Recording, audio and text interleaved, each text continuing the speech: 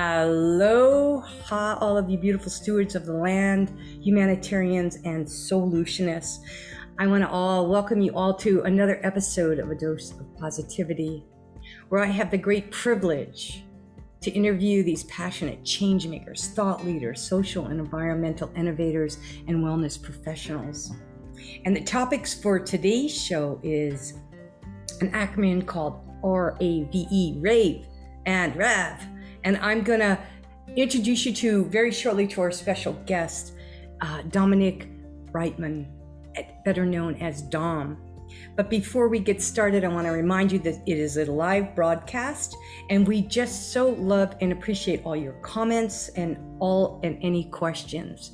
And if you haven't already been to one of these live broadcasts, you'll be delighted to know that we have recorded each and every one. You can find them either on the YouTube's channel or in the podcast station, and those links will be in the chat for you. I also want to invite all of you newcomers to join us in our Facebook group, where you can get daily doses of positivity from each other, where you can post events and happenings, things that are going to make the world a better place. So go on over and friend us on, like us on Facebook, or follow us in the Facebook group, and that will be in the chat as well.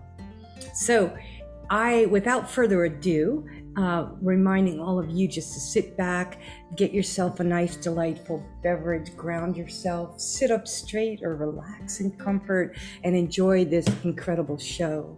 And usually, as most of you know who are on the live broadcast today, I read from one of my books, but today I am going to read a short snippet, a couple actually, from Dom's books. This is one of them called Going North, and the other is Stay the Course. And I love nothing more than to promote things as they should be, that are going to help uplift and uplevel yourself and the world. But to explain a little bit what RAV means, or RAV or RAVE, whatever how you want to read it, I'm going to read you a short section just that describes what it is, because more people are coming into the live show and we don't want anybody to miss a word of what Dom has to say. And for those of you who showed up early, you get the delight of me sharing this more intimate read with you at this time. RAV is defined as talking or writing with extravagant enthusiasm. Once you decide to have a positive mindset, it will lead to boundless enthusiasm. Your enthusiasm will then lead you to speaking and even writing with enthusiasm. With boundless enthusiasm, you will become a walking bundle of fun. I love that. When you want to develop a northern mindset or a dose of positivity, will involve the following. I love you, Dom. Reading is the R in RAV, getting great material in the mind. Audio programs, listening to them.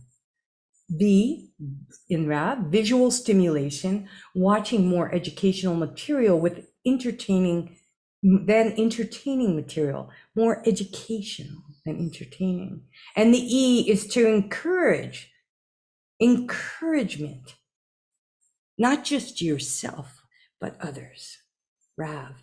And that's what we're going to be talking today about reading, and about audio, and about visual, and about encouragement, and also about the healthy habits that we put in place so that we can do the things we were meant to do here, as each of us are so unique and so different and have so many opportunities, you hear from Dom, of ways to present ourselves into the world.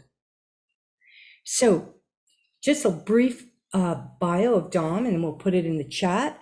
Dom is a DTM. He is a certified trainer with the Maxwell Leadership Team.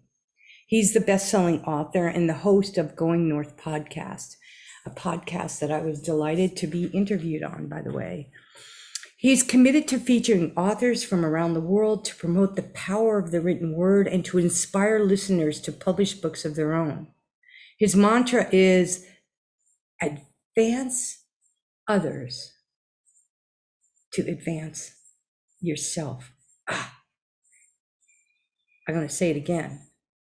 Advance others to advance yourself. May that be all of our mottos. Thank you, Dom. There are many opportunities available for those seeking more out of life, and Dom's books will help you start on that journey to unlock the doors and set into a place of continuous personal growth. Dom's filled with wisdom. His words will help you take those actionable actions you need, whether it's to become healthier, to write your book, to do the start up a business, or anything that you ever anticipated doing. Dom is a most inspiring, motivational person. So without further ado, Dom, who is also a full-time librarian, and he does incredible things at his library. He's also an active member of the Toastmasters International, and he was awarded for his leadership in 2015 and 16 as the area director. Dom lives in Baltimore, Maryland. So all the way from Baltimore, he is in the East Coast time. And Dom, I want to just welcome you and everybody who's on the live show. Thank you all for showing up today. It makes all of us feel so, fills our hearts when you're with us. So Dom, I'm going to have you just rattle out in as much time as you need to tell us, so it helps inspire all of us. Why did you write and publish a book at the age of 23? Ooh, well, thank you, Mama Donna. My goodness, it's almost like I don't even need to say a word. You said all the fabulous stuff that spares to say. No.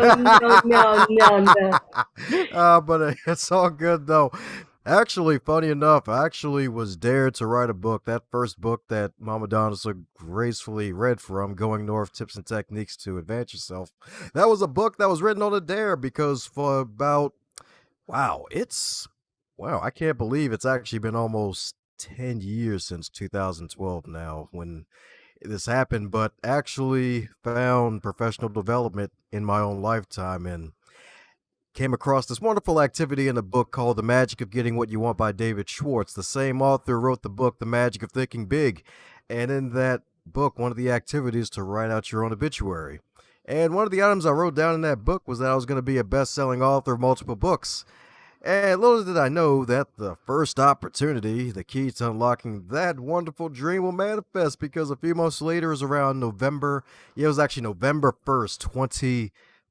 November 1st, 2015. I was actually networking with folks during a Toastmaster International conference, and I was handing out reading lists to people called the 100 Books for Dynamic Living, as opposed to handing out business cards, because a lot of us in business know that business cards end up in one or two places. Well, actually, three places. The first place, in the trash. Second place, in a collection of other business cards to be forgotten, and then maybe thrown away later.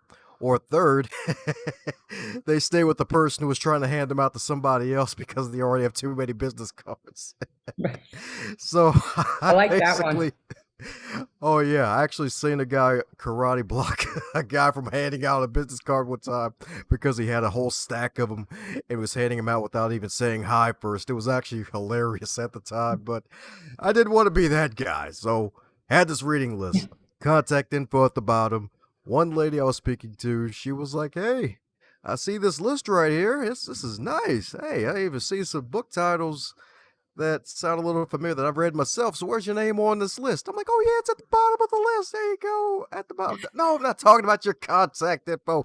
I'm talking about your name on the actual list as an author. And I'm like, I'm not an author. I'm not on the list for that reason because I'm not an author. I was 22 at the time. So like 22, like what the heck am I gonna write about at 22?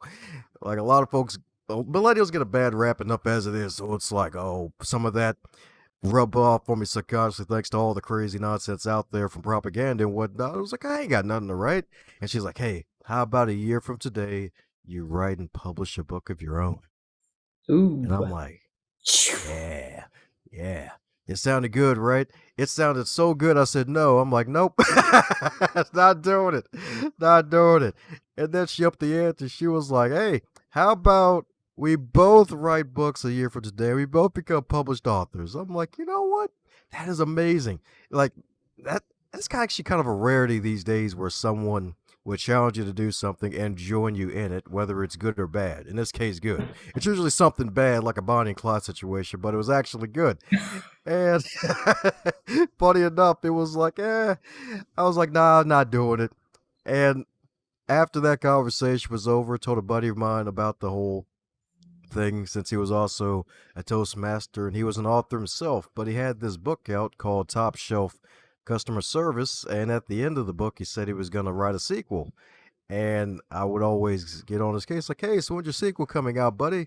So we saw this as an opportunity to get on my case. It's like, hey, Dom, so I may be delaying my sequel, but you don't even have a book out of your own, buddy. So how about you join me? And I become an Nice. author. And I'm like, nah. There's a nice squirrel over there though, because I was taking him home at the time during the conversation. I just had to find any way to distract him to try to change the subject. Oh, but he didn't forget. It gets even better and not butter, folks, because a couple days later, got into a Toastmasters meeting, gave a speech. Funny enough, the speech actually was from chapter 1 of Going North. And because of that presentation topic, I had to do a Q&A session after the 4 to 6 minute presentation.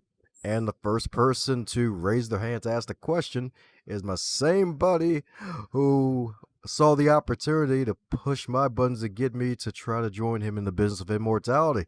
And he's like, hey, Dom, when are you going to write your book? And then there's Oh, just this awkward silence in right. the room. awkward silence. awkward silence in the room. And I'm Yeah. like, oh, man. So I was like, all right, fine. I'll just go on ahead and say, forget it. I'll just go ahead and do it. I said to the rest of the folks in the audience in the club, a year from today, gonna write and publish my first ever book, Going North: Tips and Techniques to Advance Yourself. And everybody was cheering like, yeah, Dom, go ahead and do it. And then ran home after the meeting was over. 14 pages of raw content was written down, and a year later, the book was published in October 26, 2016. So voila, that's what happened So at great, Tom. 23. Yeah, at 23. So, and the story keeps going. And I know some of you know, I started my restaurant when I was 25 and I didn't really know what I was doing. And it was kind of interesting that you say that, like, that's just that encouragement, which is number 4 in Rav, right? Read, whatever, and encouragement, encouraging.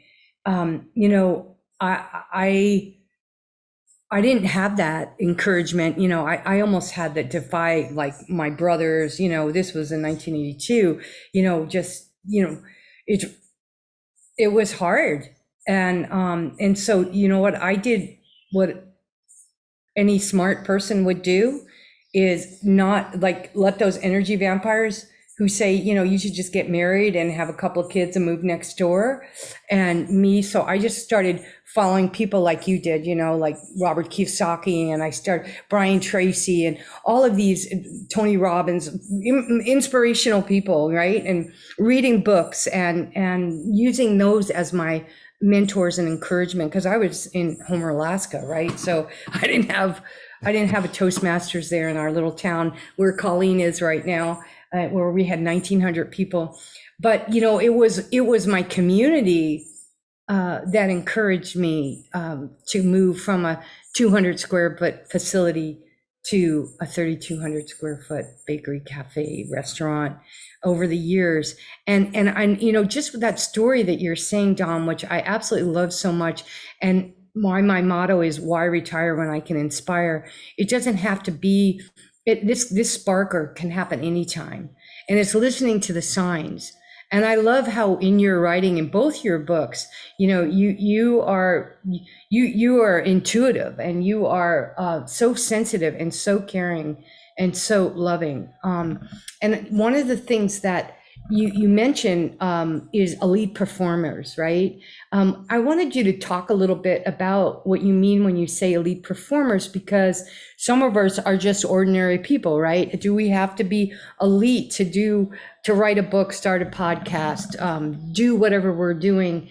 How do we defy the odds and become just happy with our performance, let alone an elite performer?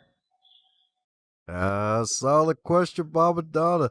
And it's so true. It's not It's like, hey, not everybody could be an elite performer because it's so true. Everybody is at a different level and everybody has different desires for what they want to do in life. But I simply define an elite performer who always gives excellent, consistent customer service to whatever company they are a part of, even if it's their own.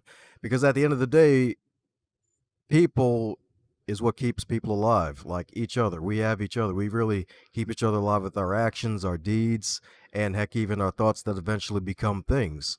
Yeah. And in business, like even if you're an employee, even though you may see the CEO's name on the bottom of the check, you still sign your checks because you decide to show up for work every day. If you're the entrepreneur, congratulations, you didn't want to work 40 hours a week. You probably want to work 80 plus hours a week and invite a whole wonderful natural metaphorical disaster to come your way, and you have to fight it off every time. And Yeah. sometimes pray for miracles to appear, and you have to always give service no matter what. And that's really even ties into self leadership. So elite performance is making sure that no matter what the situation is, you're always serving people to the highest level for the greater good, no matter where you are, no matter what company you are for, even if it's your own, especially since Mama Donna is all about soil to soul entrepreneurs. From the soil we come, from the soil we tend to go back. And while we're in this clay form, we have souls and we have to care for each other's souls while we're here on earth. So, hey, elite performance, helping out your fellow human. I just love how you, because words are so powerful, and I know, like, from just the way you write and everything, and so many people are like an introvert per se. Like you talk about that you can be an introvert and still be an elite performer. Like being a parent, a really good parent, is being an elite performer. So I want to remind our listeners, like, it doesn't matter where you are, at what age or what occupation you're doing, just being willing to give, like you say, from the soil to the soul, that whole connection of showing up and being present. And I think that, your story and just how you grew up in Baltimore, one of the things I want you to share is some of the stories you talk about being a lead performer, of the things that you've been able to do. Dom's been a librarian for years, in Baltimore, right? And you have done incredible things with the kids and up leveling your community, especially pre and post pandemic. Just all the stuff. People rely on the library a lot. So just share a little bit about how your elite performance, how you showed up for your community around books, getting kids off the street into the library, and how that changed, and it continues to change their lives. Yeah, that's right. Changing lives one coin at a time. Let me stop. Yeah, Bad dad right? joke right there. No, no. But The it's kids, all good. your laugh is so contagious, man. I'm doing everything I can not to be laughing the whole show. Go ahead. Oh, that's my point. Get him to laugh. Get him off the square. Let me stop. But back to the original question though. The funny thing about libraries in the 21st century, most folks think that they're just classic 1980s boxes, warehouses of books, and these old card catalogs where you have to sift through all these old files. Well, too bad. We're actually far past that. The library of the 21st century is an information sanctuary, a community center where folks gather and use the library in ways you never would imagine.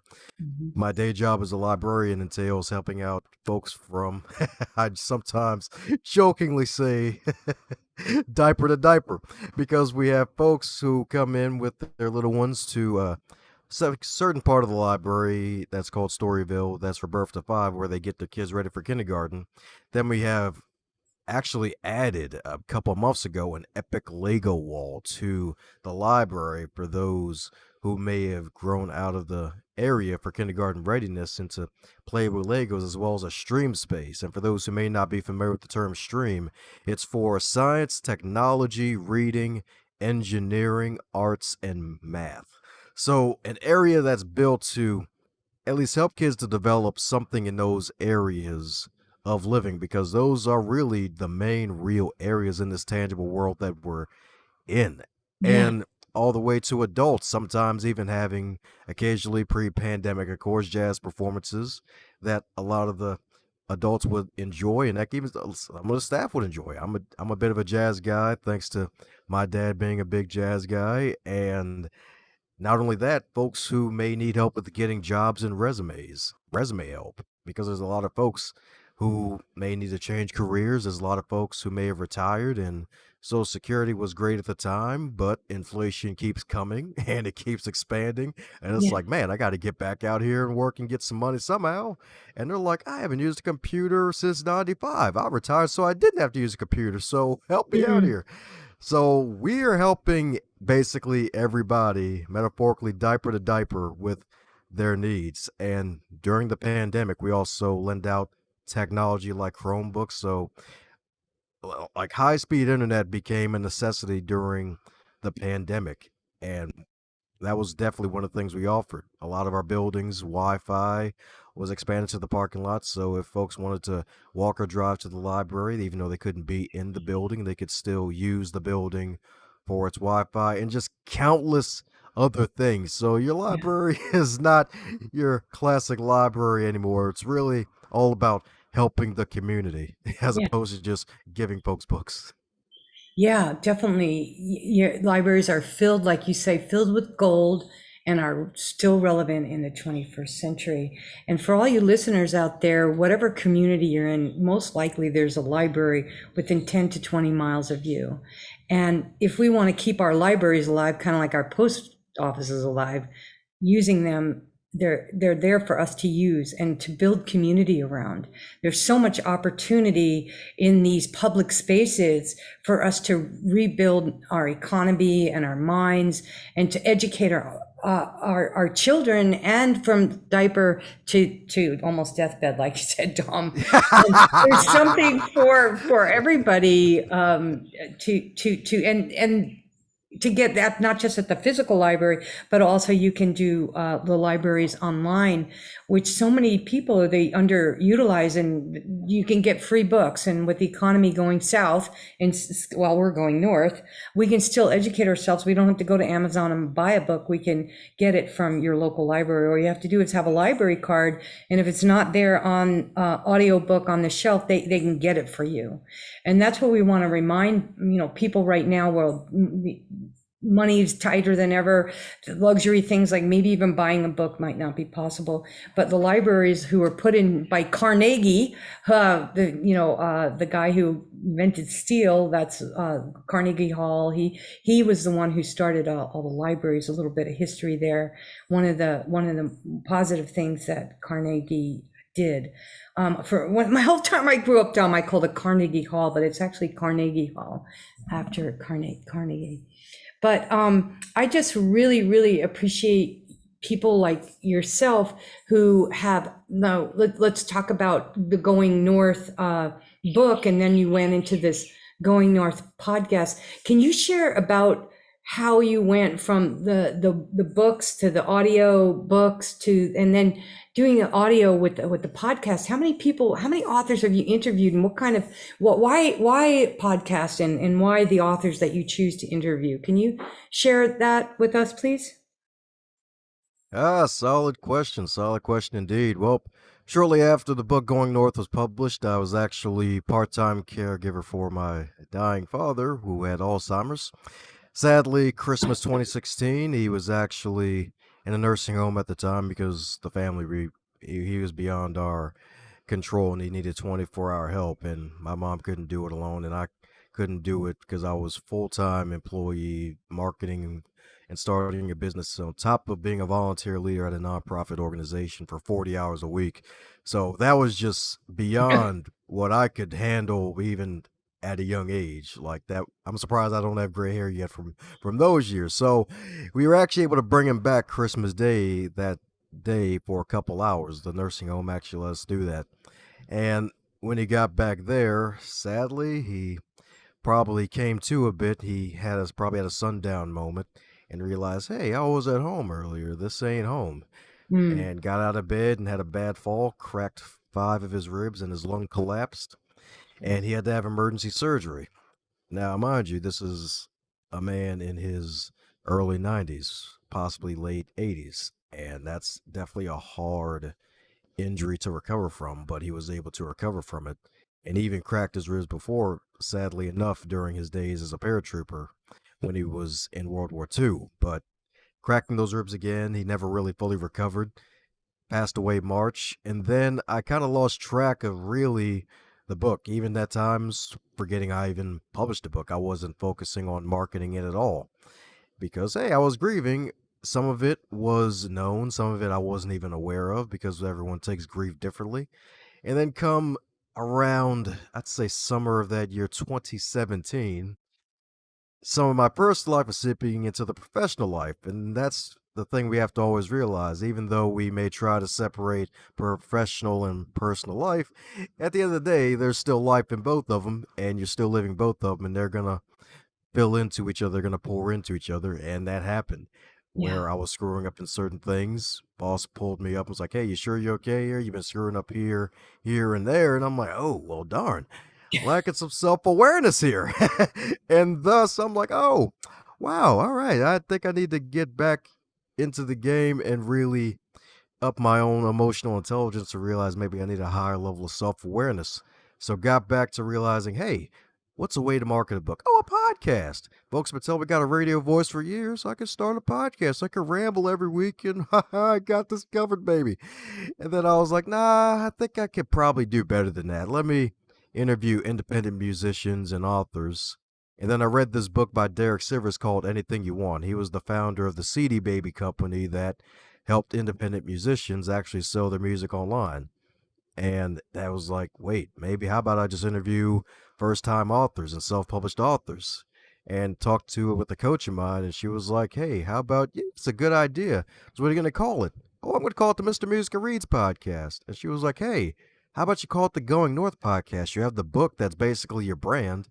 And There you that's the things. Our friends are our friends, family, and coaches like those in our lives to keep us straight on the right path to remind us of what we do. Because creative folks, we tend to create so much and leave certain past creations in the past and forget about them without really getting as much fuel as you can from them. And thus, the Going North podcast was born, and I decided to interview authors from all over the globe. And right now, at the time of this conversation, last I checked, 640 authors across the globe I've interviewed so far. That's amazing. Gosh, you guys, I've only interviewed maybe, I don't know, 25 people. I'm way behind you. And it is so much fun. Like if anybody out there is even thinking, like here I am, I'm 65. I started mine. I didn't even know I was starting a podcast. And actually mine isn't even a podcast. Mine's called a broadcast because I'm broadcasting live to you guys, right? So, but I didn't know, well, I'll just put it, I had to put it on YouTube so people could watch the replay. And all of a sudden I had a YouTube channel, and then somebody said, I can't, I'd like to listen, can you just put it on the Anchor? It's free. And I said, oh, okay, I'll put it on Anchor. And now I'm just learning what that means. And if you guys would all help me, I would be so grateful if you would go on and check out the YouTube station and the podcast station, write a review, look at some of the other people that I've interviewed. They're amazing. And Dom has interviewed me on his podcast, which was awesome. And he's also sent me some of the people who you will see that I interviewed and some people coming up. Allison's coming on and Phil. I interviewed Phil because, Dom, he vets them for me. And so you can send me some more. Everybody you've told me to contact, I have, and they're coming on the show. So, and I've sent him, and that's a beautiful thing about this virtual world, not the metaverse, but this virtual world where we can share and exchange that with each other's audience and help the small people with the smaller books, right, get out, because we all have something very, very special to offer the world.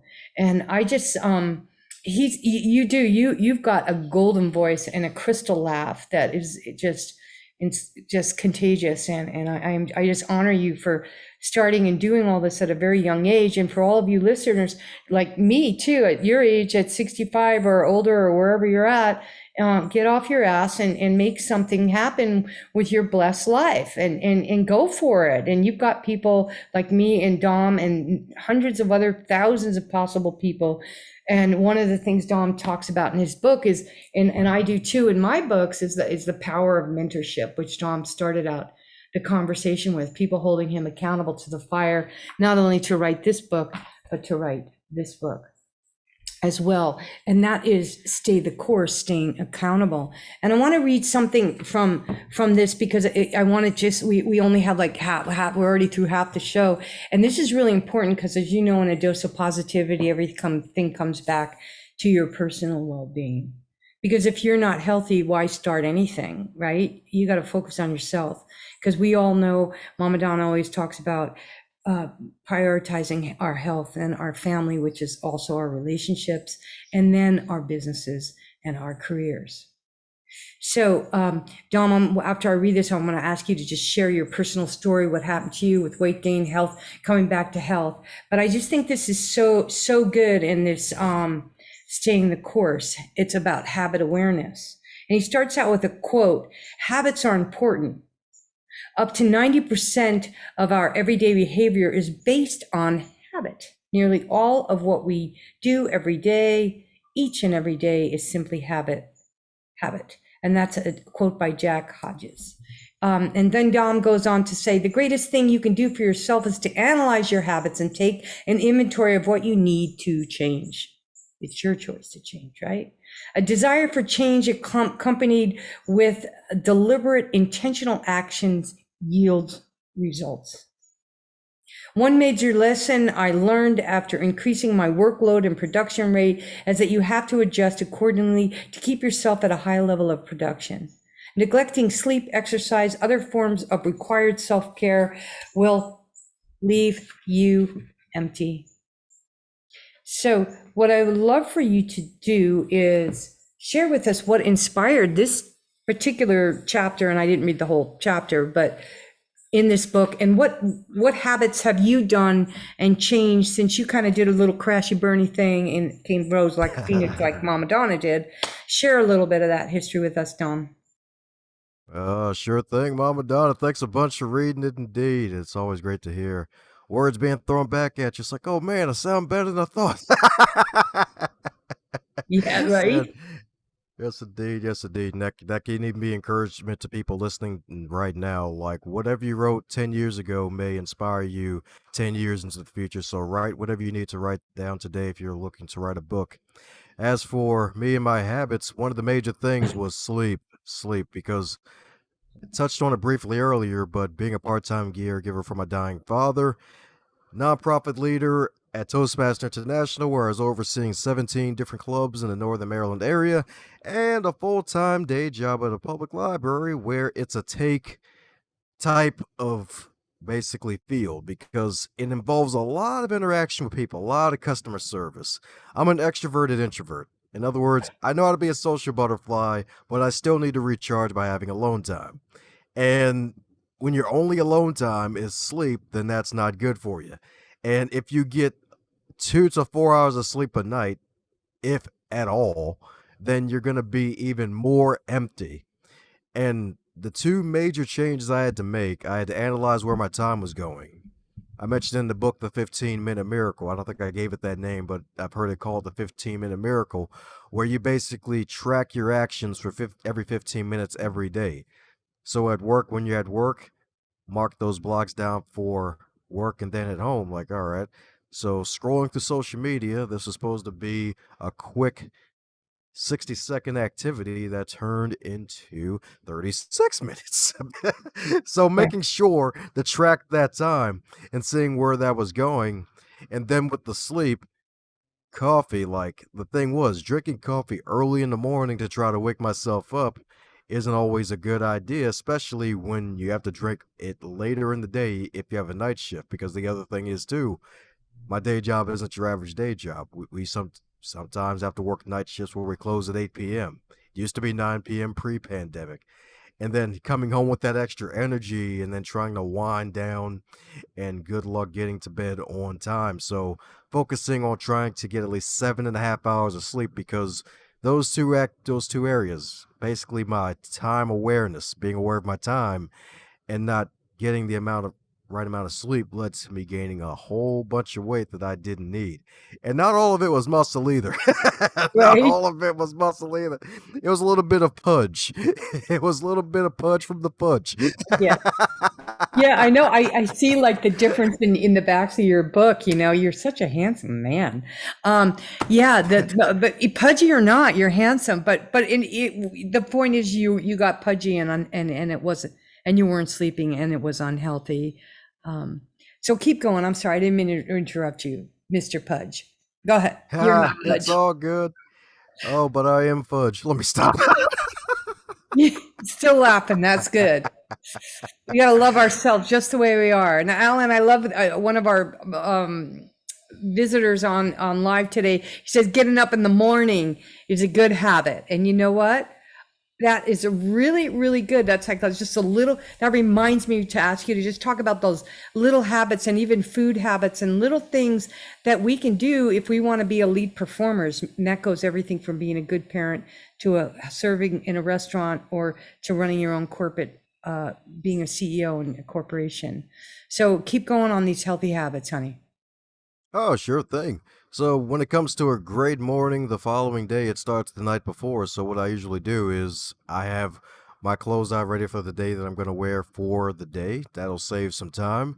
And then, when it comes to waking up in the morning with my coffee, I usually avoid cream in the coffee because I noticed that when I took the cream out of my coffee, it actually led to me losing some weight and I felt even slimmer. And even replacing the sugar with honey. Like if you ever had I'm not sure who loves coffee or not. I know there's studies that are for and against coffee, but black coffee with honey is actually an underrated mix and it actually tastes really good. Funny enough, I learned about that from reading a book of short stories where the guy was a tennis player and he actually loved his coffee black with honey. And I'm like, wait, that's a thing? And tried that. And not only that, but making sure getting at least that good 7.5 hours of sleep. Because the thing is, sometimes you may feel good at 4, but it's just for that day. If it becomes a trend throughout the whole entire week, and you'll basically be having this giant snowball effect of negativity because I've noticed another thing too. With less sleep, I was a lot more short with people, a lot more terse with people. Even though my tone wasn't conveying as such, it's still the words. Folks can still hear it. It all depends. Tonality is everything, but folks can still hear if they're truly paying attention and they're not a full zombie. And not only that, also making sure that I keep my smartphone off unless I'm listening to some guided meditations or something positive at night because that blue light, especially with me in these specs as well, that's not good for you as well. And I make sure I don't even watch TV before I even go to bed. Actually, funny enough, I rarely watch any TV at all unless it's a documentary or maybe rarely catching up on a TV show that might get a lot of press, but that's a rare occasion. So making sure I get enough sleep, dropping the cream from the coffee, and replacing the sugar with honey.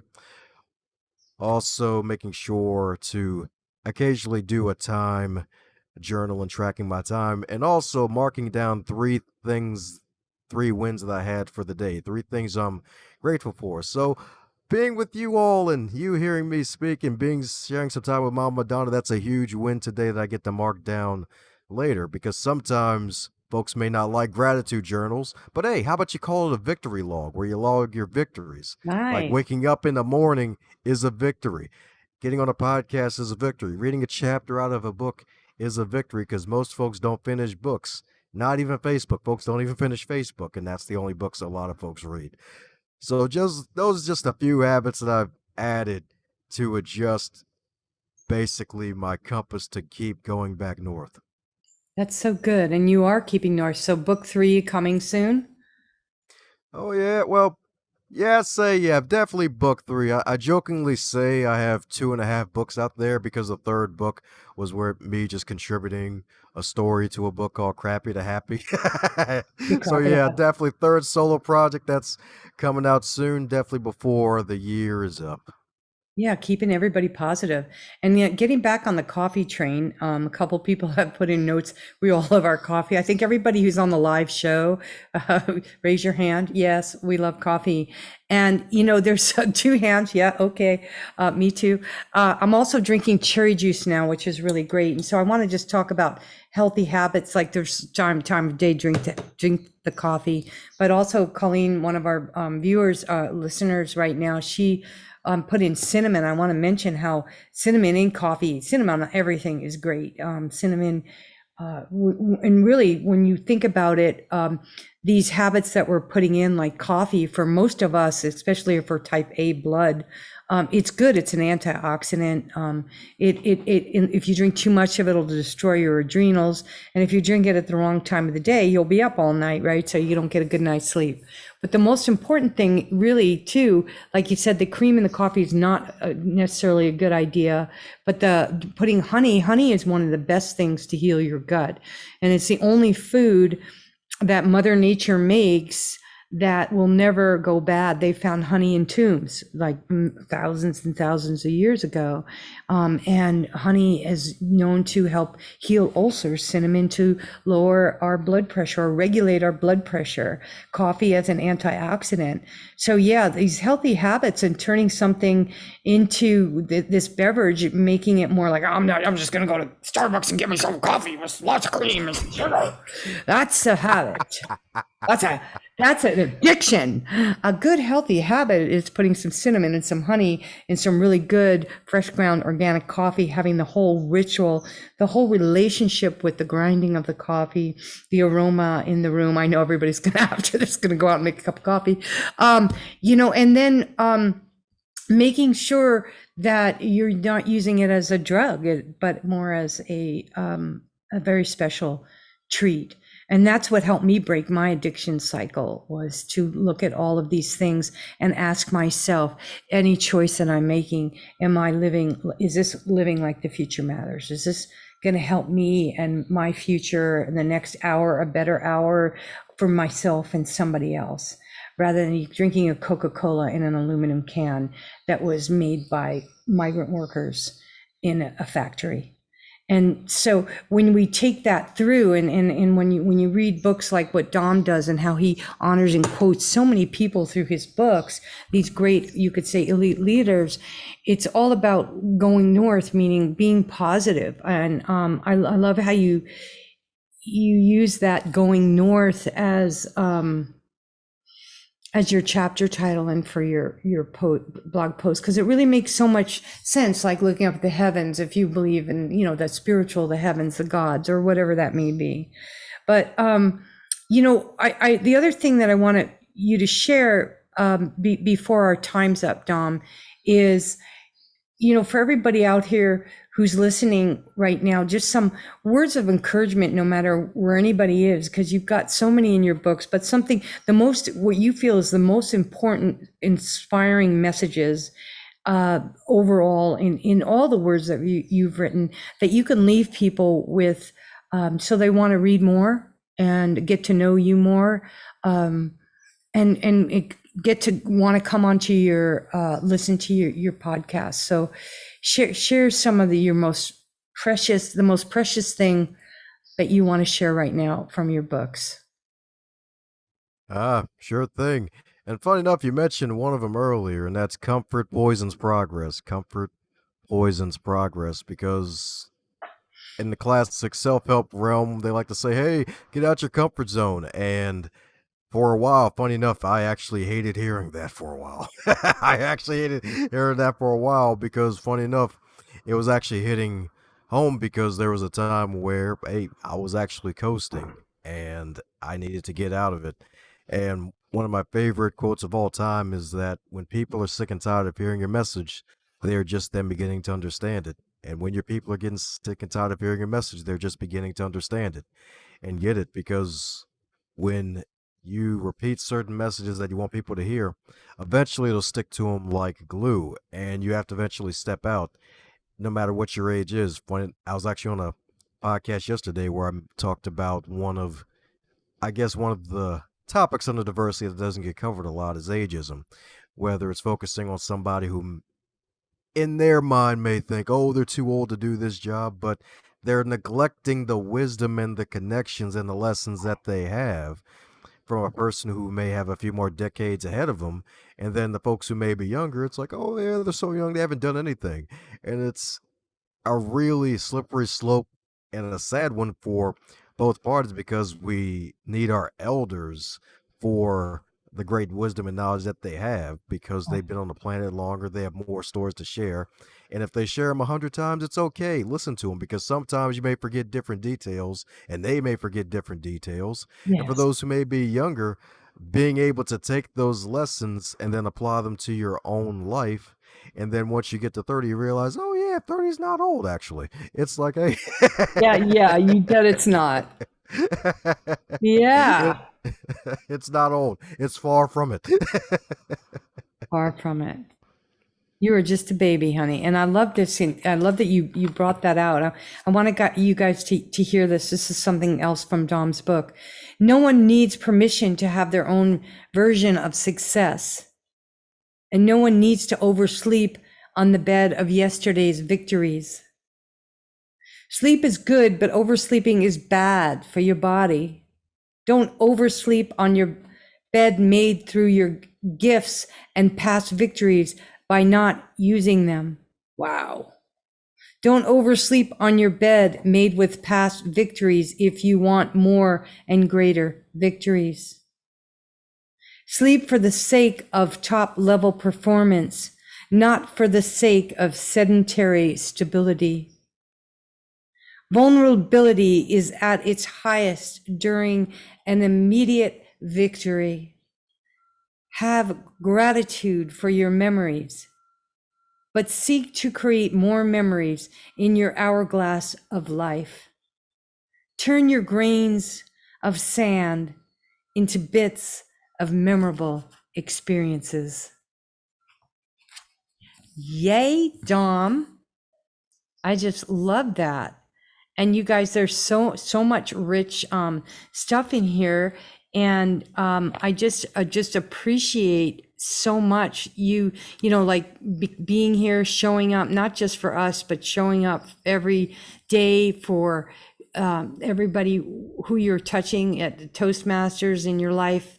There at the library, it's such an honorable position to be in. I always loved my librarian, by the way. Actually, every once in a while there'd be a Scrooge, you know, that made you be quiet. You had to couldn't do spitballs anymore. But just in closing, like, because some of the people who are listening to this, they're interested in starting a podcast. So, would you just give us some final tips that you'd give to someone who wants to start a podcast of their own? Sure thing. So the first thing is one, know why you want to start a podcast? Do you want to inspire people? Do you want to get your message out there? Do you want to help others get their message out there? Come from a place of service. I believe in The Art of the Start by Guy Kawasaki. It says to be a mensch, to be a great soul to help other people. And come from a place of service. Know why I want to start a podcast. And then the second thing is definitely making sure you set yourself up for success. When I started my show, I read in one of John Lee Dumas's books to have a backlog ready. So when I started my show, I launched 5 episodes on the launch day, and I had enough episodes to keep me for a month. Now I'm in this place where that backlog has kept me so good that I'm 3 months ahead of schedule with episodes that are going to be launching and folks booked to be on the show. And speaking of booking, having a calendar link where it's a setup system where both you and the guest can keep their word and to stay honest, because when folks pick a time on the calendar and you have reminders set up, I have at least 6 reminders set up a week before, 32 hours before, and then an hour before the interview, and then it's another one 10 minutes before the interview. And out of those 6 reminders, I'd say at least 3 of them are through text message. And then once the person shows up, have a great conversation, seek to have fun. You know that Mama Donna loves to have fun, and I'm kind of preaching to the choir on that one, but have fun with what you do because it'll translate to those listening and they will definitely have a good time. And that's basically just the small stuff. There's probably a whole book more about that coming out later this year. But at the end of the day, have fun, serve others, and always grow and get better no matter where you start. If you can start today, actually, better yet, start today wherever you at, and then a year later, laugh at yourself later because of your growth, because you're so much better a year in advance as opposed to the year before if you didn't start. Dom, that is so awesome. If you want to do a podcast, and a lot of times what I find, I have never, ever had a bad interview. Because one of the things I do, and Dom and I have talked for hours before this, but I'm sure he doesn't talk to everybody for hours as much as I do, or we have, but like I'm his Mama Donna and he's my Dom, and we keep each other accountable. I mean, we're both authors, and we're both back and forth doing these things, and we've kind of adopted each other in a really beautiful way. But it's sort of like, the most pleasurable thing I get from doing these interviews is I get to talk to the most inspiring, incredible people that I normally wouldn't have the opportunity to do. And in like the library, each one of these people is like a book. I get to read them like a book during an hour conversation, and it's like a book club, but a podcast to share these people. Some of the people I interview haven't even written a book, but I mean, after listening and talking and to me a lot, I think some people have started their books, which I feel pretty honored that I kick people's asses. Excuse me, to get out there and do a podcast there. Aaron or whoever else is thinking about, at least try it, but it doesn't mean it might not be for you. I mean, I would never, ever be able to have the courage or the confidence to do a YouTube station where I'm doing yoga. So, it's wherever your comfort zone is. You don't have to do everything. Do something that gives you joy. Do something that helps you go north and stay the course. And I want to thank you, Dom, so much for coming on and inspiring me. I just have to look. There's tons of stuff coming in the chat, and the people are just have really enjoyed your energy and love, and so I'm just looking at these chats.